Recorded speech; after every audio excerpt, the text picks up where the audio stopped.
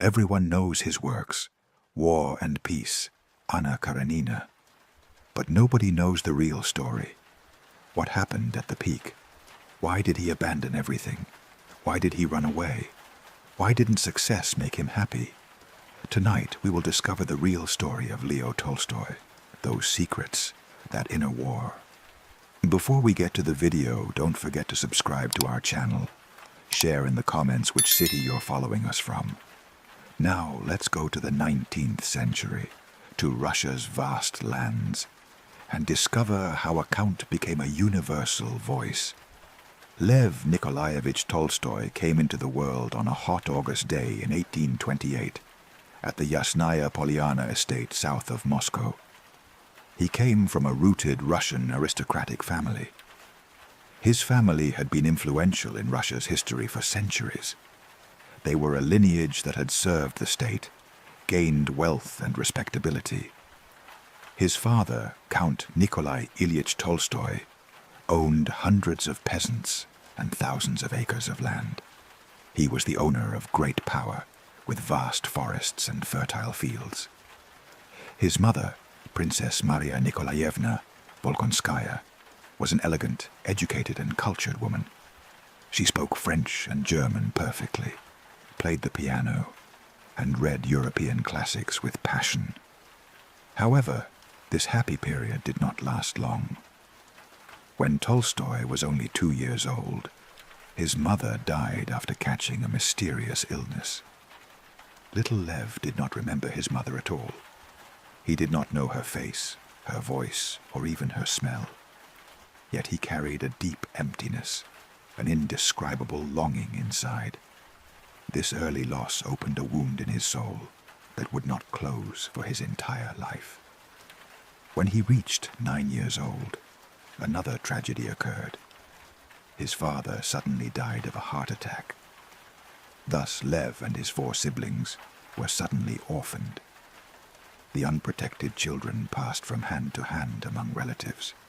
Their aunts cared for them lovingly. Their grandmothers tried to raise them as best they could. But childhood years were always filled with sadness, loss, and loneliness.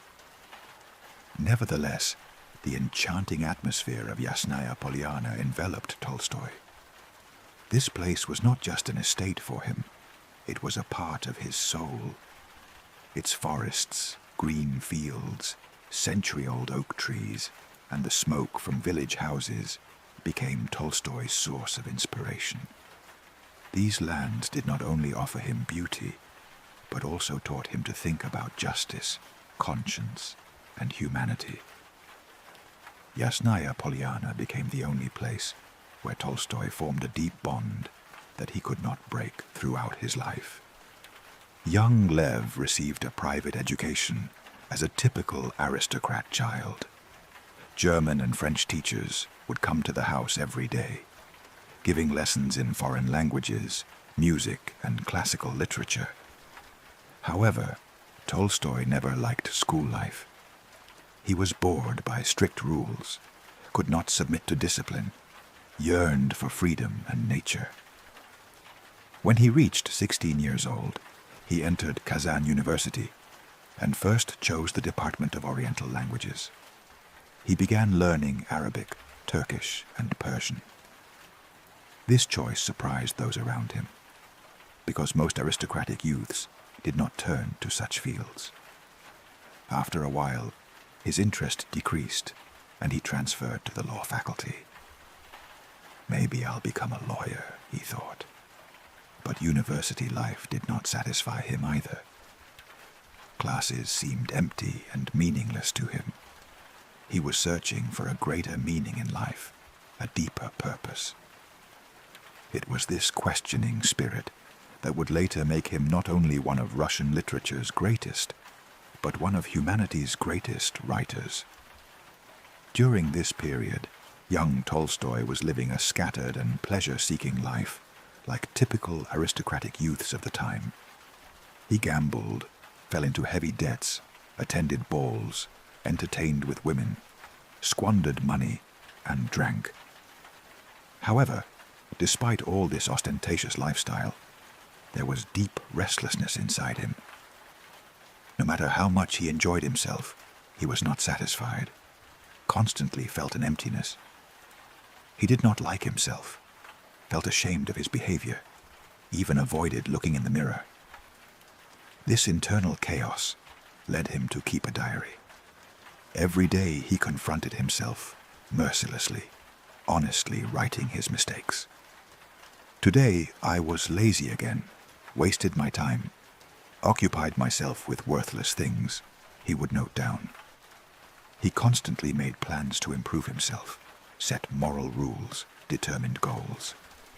But each time he failed, repeated the same mistakes, and this situation battered him even more.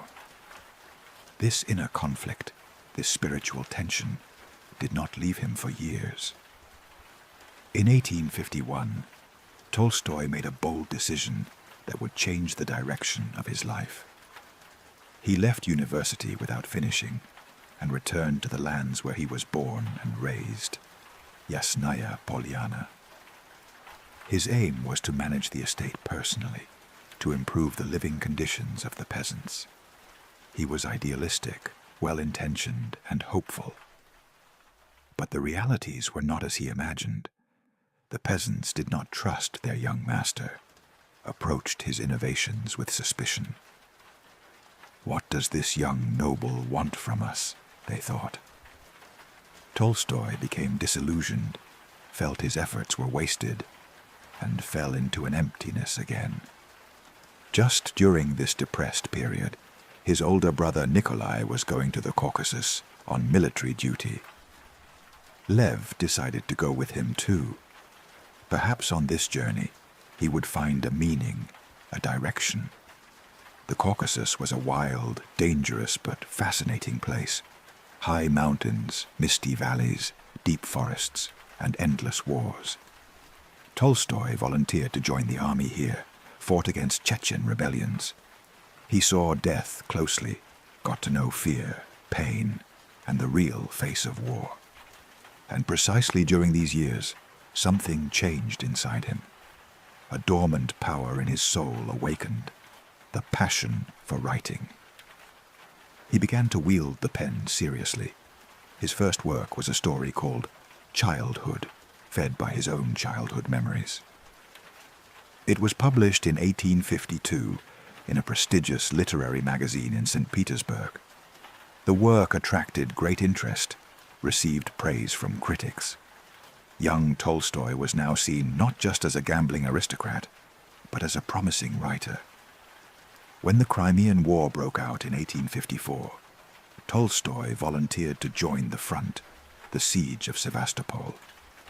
This war was one of the bloodiest conflicts between European powers and Russia.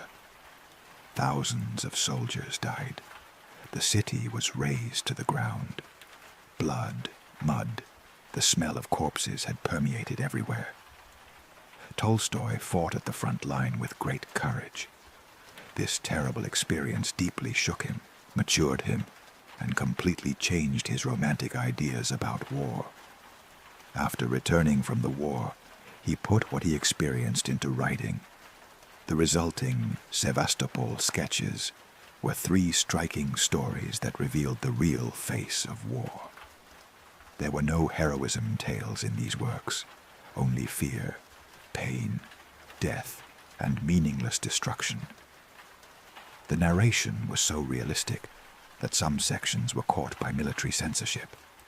Nevertheless, the stories were published and aroused great response. Even Tsar Alexander II noticed this young writer. Now Tolstoy was not just a talented writer, but a nationally recognized name. When the war ended in 1856, Tolstoy settled in St. Petersburg. Here he met famous writers of the time, names like Ivan Turgenev and Nikolai Nekrasov. He joined literary circles, entered discussions. However, disagreements soon emerged. Tolstoy's sharp intelligence and pointed criticisms quickly damaged friendships. Especially the disagreement between him and Turgenev gradually turned into a personal conflict. Arguments became increasingly harsh, Tolstoy, in his anger, even challenged him to a duel. Fortunately, the duel did not take place, but this incident completely ended the friendship between them. Although both felt regret years later, the coldness between them could never be fully removed. During this tense period, Tolstoy traveled to Western Europe to clear his mind, searched for new horizons. He toured Paris, London, Berlin, and Switzerland, examined museums, watched operas, and observed the culture of cities. However, seeing Western civilization up close disappointed him. Materialism, superficiality, fakeness, and greed for money appeared everywhere. One day in Paris, he witnessed a public guillotine execution. He was left in horror and shock, could not believe it. Is this really civilized society? Is this the advanced West? He thought. This experience deeply shook Tolstoy, and while fundamentally shattering his admiration for the West, gave him a critical and questioning perspective. When he returned to Russia, he found a new purpose and turned to education, especially peasant education. He opened a completely free school at Yasnaya Polyana and personally taught peasant children every day. He was against the traditional and oppressive education system. He tried libertarian and innovative methods, supported children's natural development. Children should learn subjects they wanted. There should be no fear and oppression. However, the idealistic project did not last long. The government viewed the school with suspicion, investigated the school, and finally forcibly closed it.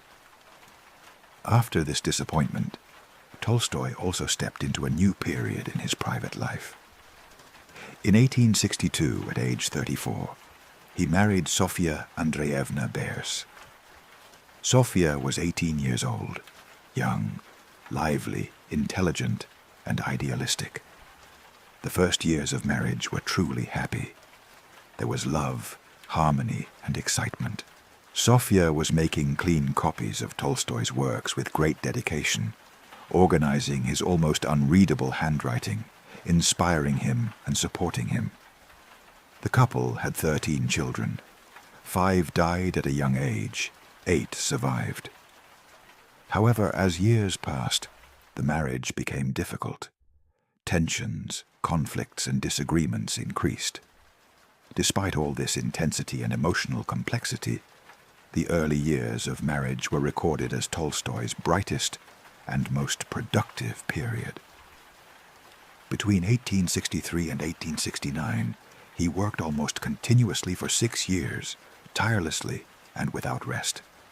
During this time, he created a masterpiece that would go down in history: War and Peace. War and Peace was not just a novel. Over 1,200 pages narrated hundreds of characters and dozens of intertwined stories. Napoleon's invasion of Russia, the horror of the Battle of Borodino, and the secrets of aristocratic families were revealed. History, philosophy, psychology, love, death, life, war, and peace. The entire panorama of human experience united in this tremendous work, presenting the complete picture of an era. When War and Peace was published in 1869, the literary world was literally shaken. Critics were amazed. Readers read the work greedily day and night. Tolstoy, who was still 40 years old, gained worldwide fame and reached the undisputed peak of Russian literature. He was accepted as a genius. But he did not stop, did not consider resting. Between 1873 and 1877, over 4 years, he wrote his second masterpiece, Anna Karenina. This work was another depth, another journey, a masterpiece exploring the most complex corners of the human soul. It was a multi-layered structure narrating social pressure, morality, the voice of conscience, love, and tragedy. Its famous opening sentence was carved into world literature: Happy families are all alike. Each unhappy family is unhappy in its own way. When Anna Karenina was published in 1877, it achieved great success, and Tolstoy was now not just a writer, but a living cult figure, a legend. He was 50 years old, and from the outside had everything: fame, wealth, a healthy family, immortal works, respectability, and applause. Right at this peak, at the summit of success, at the moment everyone admired, something unexpected happened. Something inside broke. At the peak of success, Tolstoy experienced a terrible internal earthquake. He entered a deep existential crisis, a spiritual collapse, completely lost meaning. What is the meaning of life? He constantly, obsessively asked. Why am I living? Why am I writing? Why am I striving? If everything will end with death anyway, what is the meaning of all this? As he thought his works were empty and meaningless, dark hopelessness descended upon him. His mind became clouded. Life began to seem unbearable to him. The thought of suicide gradually enveloped his mind. Finally, he even hid the guns in the house to avoid harming himself. This spiritual crisis lasted for years and deeply changed Tolstoy. The old Tolstoy no longer existed. He had completely transformed, become a completely different person. He began systematically reading religious books. He examined the Bible repeatedly, line by line. He researched Greek philosophy, learned Eastern thought and Buddhism. He rebuilt his own faith within himself. He created his own spirituality, his own understanding of Jesus.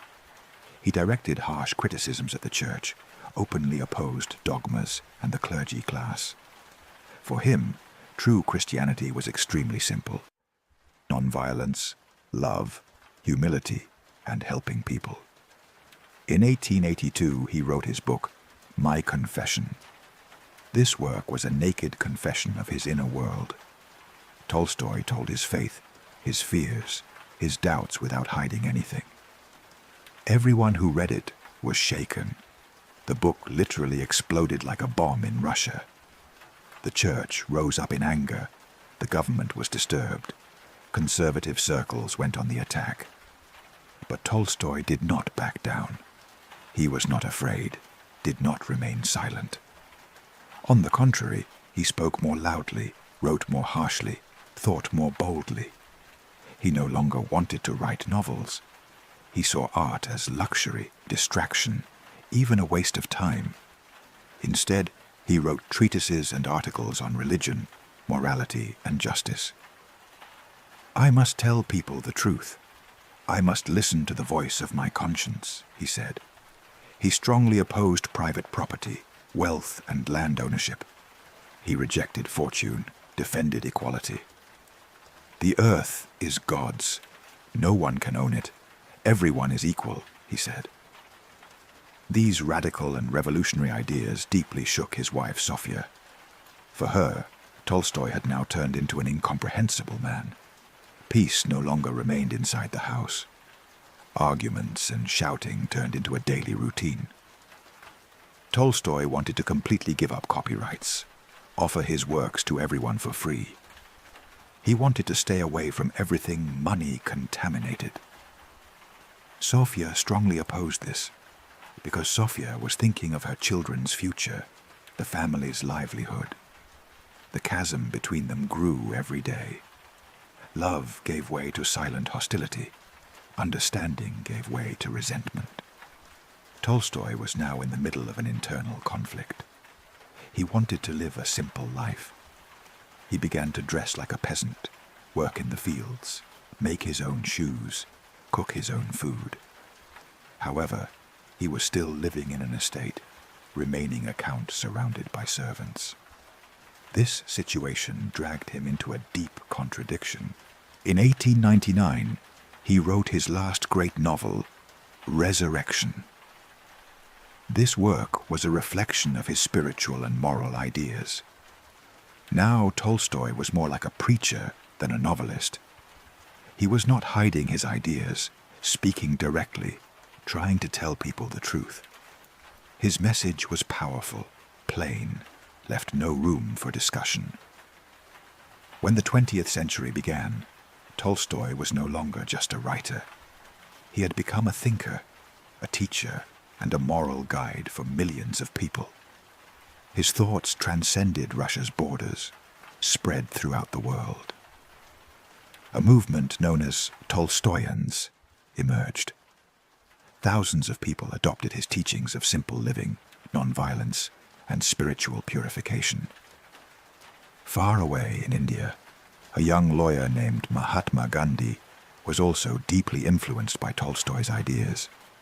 He wrote letters to him, discussed his thoughts, adapted them to his own life. Gandhi's philosophy of passive resistance was largely inspired by Tolstoy's teachings on humanity, conscience, and peace. In 1901, the Orthodox Church finally lost its patience. Tolstoy's thoughts had now gone too far. The Church officially excommunicated him, that is, expelled him, cursed him. This decision created a major event. All of Russia was shaken. However, Tolstoy did not care. He even told his close circle that he thought the Church no longer represented true Christianity, that it had become corrupt. In his final years, Yasnaya Polyana became a kind of spiritual center. People from all over the world flocked to see him. The rich, the poor, students, intellectuals. Everyone wanted to hear a word from him, get an idea. Tolstoy would receive them kindly, listen patiently, try to guide as much as he could. Despite having passed 80 years old, he was still strong, still writing and continuing to defend his thoughts. However, the restlessness at home was growing every day. The arguments between Tolstoy and Sofia had now become inevitable. They were fighting almost every day, saying harsh words to each other. Sofia had started reading her husband's secretly kept diaries, felt great anger, especially because of his attitude about the will. Tolstoy was tired of her constant pressure, suspicions, and control. He now felt he could not breathe in this house. His only wish was to go away from everything to a place where he could find peace. On a cold October 1910 night, 82-year-old Tolstoy made the ultimate, final decision. He would leave everything behind, quietly escape from the estate. At midnight, without informing anyone, he left the house. Only his faithful doctor and his youngest daughter Alexandra were with him. They boarded a train, but even they did not know where they would go. Tolstoy's only desire was to go, to escape from everything. But this escape did not last long. The weather was very cold. Tolstoy soon became ill. At a small train station called Astapovo, his strength was exhausted. He could not continue his journey. He was placed in the station chief's modest house, tried to rest there. However, he caught pneumonia, writhed for days in high fever. The news quickly spread throughout the world. Journalists, cameras, crowds poured into the station. Sofia came to her husband's side, but Tolstoy did not want to see her. He was now seeking silence and peace. He suffered for days, had difficulty breathing. It was said that in his final hours, he was still murmuring that he wanted to go, to escape. On the morning of November 20th, 1910, shortly before dawn broke, Lev Tolstoy closed his eyes to life. He died in a small station house, far away, alone. Tolstoy was not just a writer. He was humanity's conscience, the voice of thought, the seeker of truth. His ideas on nonviolence and justice deeply influenced leaders like Gandhi and Martin Luther King. His life was full of great contradictions. He rejected fortune, but lived in an estate, defended simplicity, but drew the whole world's attention to himself. Perhaps what made him great was exactly this. He was a constantly searching, questioning spirit who fought with himself. Tolstoy's life and ideas left a legacy that affected not only his own age, but also subsequent generations. His story inspires exploring the depths of the human soul, confronting conscience, and seeking a more meaningful life. If you enjoy discovering such inspiring stories, don't forget to subscribe to our channel.